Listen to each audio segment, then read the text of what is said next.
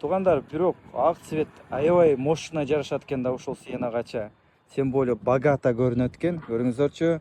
Toyota Sienna 2021-жылкы 2.5 объемдогу бензин жана гибрид. 48.500 дирхамдан старт басы коюлган. Айрбактары атпаптыр.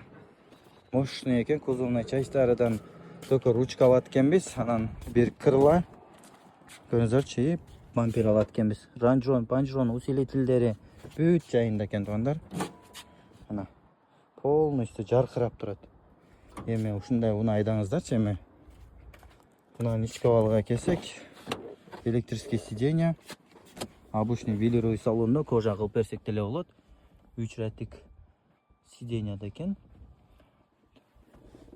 Өтө мощный экен. Заводской шторка бар, мультирольда. Автомат коробка, старт-стоп, штатный монитор.